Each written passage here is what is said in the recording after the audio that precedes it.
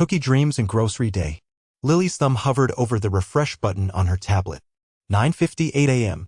The grocery delivery was scheduled for between 10 and noon, but anticipation bubbled inside her like the fizz in her favorite soda. Today wasn't just about restocking the pantry, today was Cookie Day. Grandma Elena's chocolate chip cookies weren't just cookies. They were warm hugs in every bite, a taste of home that followed Lily even when she was miles away. The recipe, scribbled on a faded index card stained with vanilla and love, was tucked safely inside a thick, well-worn binder. Lily carefully pulled it out, its spiral binding protesting with a soft creak. She unfolded her apron, a cheerful sunflower print she'd sewn herself, and tied it snugly around her waist. The fabric felt comforting against her jeans. She pictured the cookies, golden brown and speckled with chocolate, cooling on the wire rack. She could almost smell the buttery aroma, a promise of happiness that would fill the entire house. She imagined her little brother, Mateo, his face smeared with chocolate, giggling as he reached for another cookie. Her mom, finally relaxing after a long day at the hospital, a contented smile gracing her lips as she savored each bite. Even her dad, usually glued to his laptop, would pause his work, his eyes crinkling at the corners as he enjoyed the simple pleasure. A little cloud drifted across Lily's sunny disposition. Sharing the cookies was part of the joy. But what if? What if Mrs. Davison saw the delivery again? The image of the frowning woman, her arms crossed and her voice sharp, flashed in Lily's mind. The thought soured the sweet anticipation, leaving a lingering aftertaste of anxiety. She shook her head, trying to banish the unwelcome image. Today was Cookie Day. She wouldn't let Mrs. Davison ruin it. Not this time. The watchful eye of Mrs. Crabtree. The rumble of the delivery truck was a pebble in the otherwise smooth pond of Beatrice Crabtree's morning. She abandoned her crossword, the clue for obsolete currency mocking her from the newspaper, and edged towards the living room window. Peeking through the gap in her floral-patterned curtains, she confirmed the source of the disturbance, a garishly colored grocery delivery truck, its logo a cartoon apple wearing sunglasses, lumbered to a halt across the street. Unnecessary deliveries, she muttered, her breath fogging the glass. In my day, people walked to the market. Built character. The driver, a young man with a baseball cap perched backwards on his head, hopped out and began unloading bags. Beatrice's frown deepened. The sheer volume of groceries suggested a family of, at the very least, 6. Overpopulation was another pet peeve. Did these people not understand the strain they were putting on the community's resources? And the noise. That infernal beeping as the truck backed up. It was an assault on the neighborhood's carefully cultivated tranquility. She glanced at the HOA rulebook lying open on her side table, its spine cracked from frequent use. It was bookmarked at Section 4. 2, Subsection B, Regulations regarding commercial vehicles and deliveries. Not that she needed to check. She knew the regulations backwards and forwards. There was something vaguely commercial about the sheer quantity of groceries. Was this some sort of catering operation disguised as a family? The thought spurred her into action. She straightened her floral house dress, adjusted her glasses, and marched purposefully towards the front door, the rulebook clutched firmly in her hand. A confrontation at the curb. Beatrice Crabtree tightened her grip on her purse, its faux leather strap digging into her shoulder. The garish yellow delivery truck was an eyesore against the muted tones of Wisteria Lane, a flagrant violation of the HOA's aesthetic guidelines. But that wasn't what truly enraged her. It was the audacity. Community food delivered to a private residence? Unthinkable. She marched towards the truck, her sensible shoes clicking a staccato rhythm on the asphalt. "Excuse me," she called, waving her hands like she was shooing away a bothersome fly. "Excuse me, young man." The delivery driver, a lanky teenager with a mop of unruly brown hair, emerged from the back of the truck, a box of avocados balanced precariously in his arms. "Can I help you, ma'am?" he asked, a flicker of annoyance crossing his face. "Help me?" Beatrice scoffed. "You're delivering community food to a private residence. This isn't some personal grocery run, is it? This food belongs to everyone in Wisteria Lane." The teenager's brow furrowed. "Community food? I'm just delivering groceries for Mrs. Henderson at number 14. She ordered them online." He readjusted the box, nearly dropping an avocado.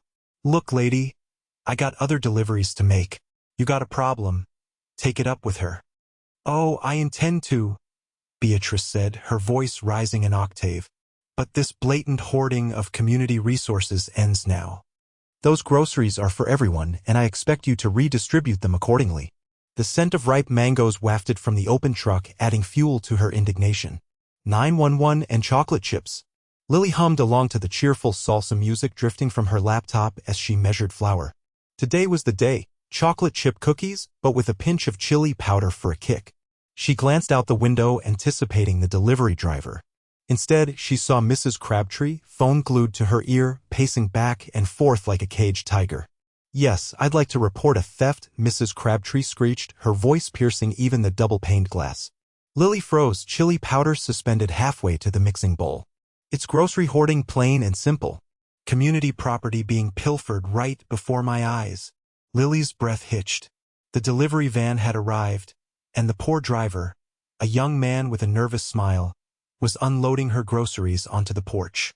Mrs. Crabtree marched towards him, phone still pressed to her ear. "Those are community resources. You can't just let her take them all." "Ma'am, I'm just doing my job," the driver stammered, gesturing helplessly at the boxes overflowing with Lily's carefully selected ingredients. 911? Yes, he's still unloading. He's an accomplice. Mrs. Crabtree's voice cracked with indignation. The sweet aroma of vanilla extract, once so enticing, now felt sickeningly cloying. Lily slammed the window shut, the salsa music abruptly cut off. The joy of baking evaporated, replaced by a burning ember of frustration and a deep, humiliating flush creeping up her neck. Chocolate chips and chili powder suddenly tasted like ash in her mouth. Officer Johnson arrives. The screech of tires cut through Mrs. Crabtree's tirade. A patrol car, lights flashing a muted blue and red in the afternoon sun, pulled up at the curb. Officer Johnson emerged, a tall man with a kind face etched with a permanent weariness. He adjusted his belt, his gaze sweeping over the scene, Mrs. Crabtree, vibrating with fury. A scattering of groceries, and a family huddled together, looking bewildered. "Ma'am," Officer Johnson began, his voice a calm counterpoint to Mrs. Crabtree's shrill accusations. "I received a call about community food?" He raised a questioning eyebrow. Mrs. Crabtree puffed out her chest, her voice rising another octave. These people are hoarding community resources. Look at all this. It's for everyone, not just them."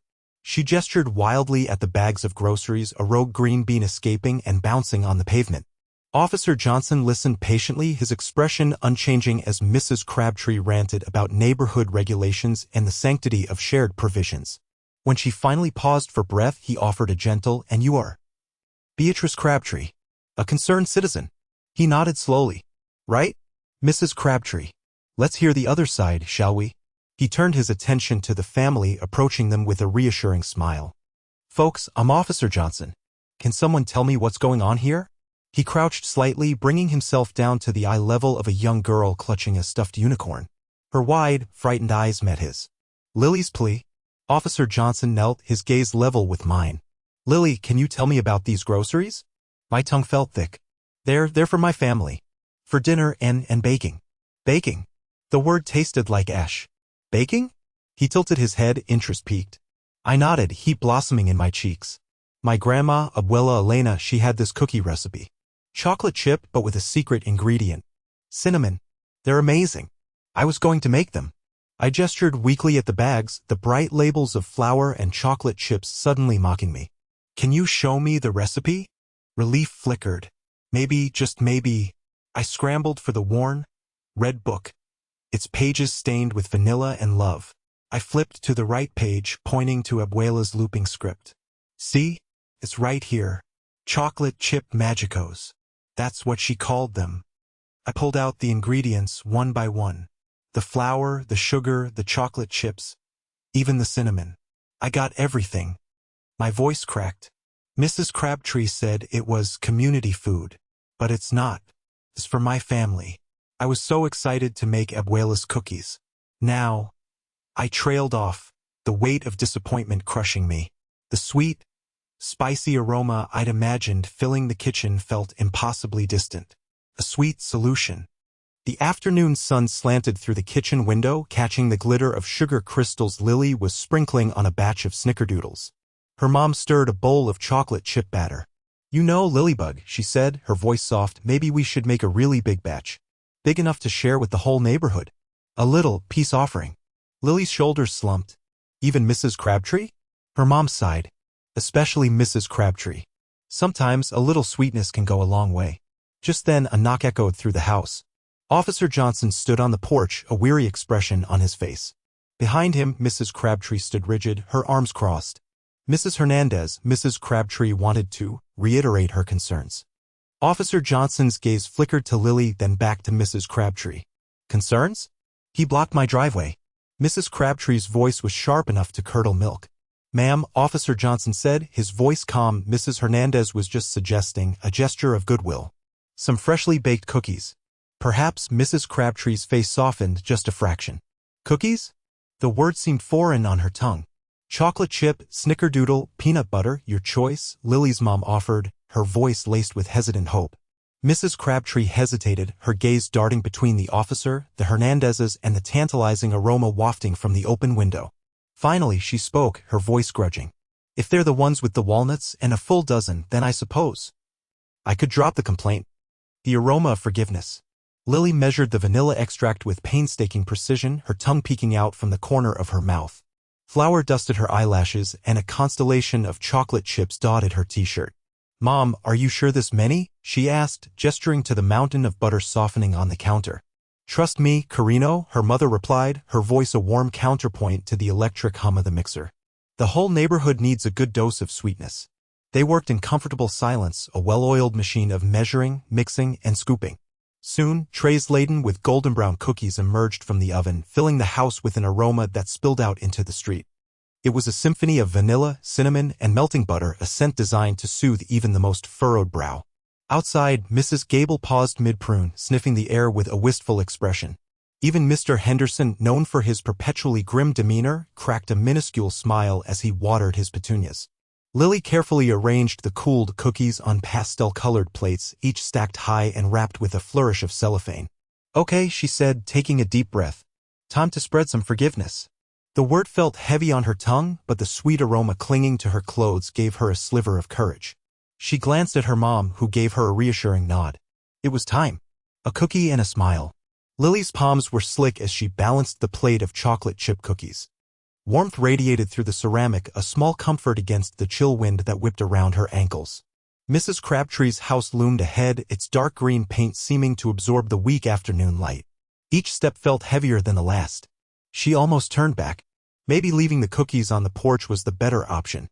Less confrontational. But the thought of Mrs. Crabtree finding them, cold and unwanted, spurred her onward. She had to do this.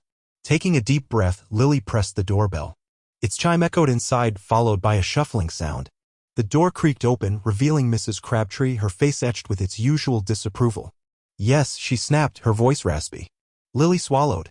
I made these. Chocolate chip. I wanted to apologize for any trouble the delivery caused. They're still warm. She held out the plate, the aroma of vanilla and melted chocolate filling the air. Mrs. Crabtree stared at the cookies, then at Lily, her expression unreadable. For a moment, Lily feared a lecture, another torrent of complaints. But then something shifted in Mrs. Crabtree's eyes. A tiny crinkle appeared at the corners, and a genuine smile, small, hesitant, but undeniably real, touched her lips. Well, she said, her voice softening slightly. That's kind of you, dear. She took the plate. Thank you. Relief washed over Lily, so potent it almost buckled her knees. You're welcome, Mrs. Crabtree, she managed to say, a shaky smile of her own forming. Turning, Lily walked back towards her house, the wind now feeling like a gentle push at her back. The sky seemed a little brighter, the trees a little greener. Maybe, just maybe, things were starting to get better.